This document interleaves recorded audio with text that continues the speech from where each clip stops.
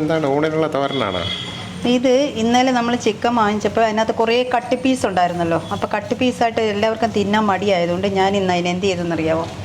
അതിനെ കടുക് വറുത്തിട്ട് സവാള ചെറുതായിട്ട് അരിഞ്ഞ് പച്ചമുളകും ഇഞ്ചി വെളുത്തുള്ളി ഒന്നും ഇട്ടിട്ടില്ല, അതിനകത്ത് ഓൾറെഡി ഉണ്ട് കറിക്കകത്ത്. അപ്പോൾ ഇത്രയും സംഭവം മല്ലിയിലൂടെ ചേർത്ത് ഞാനിങ്ങനെ നന്നായിട്ട് വഴറ്റിയെടുത്തതിന് ശേഷം ആ കറിയുടെ ആ കട്ടി പീസ് കറിയോടുകൂടി തന്നെ ഇതിനകത്ത് ഇട്ട് എന്നിട്ട് വറ്റിച്ചെടുത്തതിന് ശേഷം നമുക്ക് ഇതുപോലെ അതിനെ ഉടച്ചെടുക്കാം.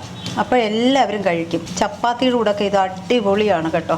അപ്പോൾ ഇന്നലെ കഴിച്ചതിനേക്കാളും ഇന്ന് ഭയങ്കര ടേസ്റ്റാണ് ഇങ്ങനെ എല്ലാം കൊത്തി കൊത്തി ചതഞ്ഞിടുമ്പോഴത്തേക്ക് ഉണ്ടോ. അപ്പോൾ ഇന്ന് എൻ്റെ ഊണിന് പ്രത്യേകിച്ച് കറികളൊന്നുമില്ല. സാമ്പാറും ഈ ഒരു തോരനും നാരങ്ങ അച്ചാറും.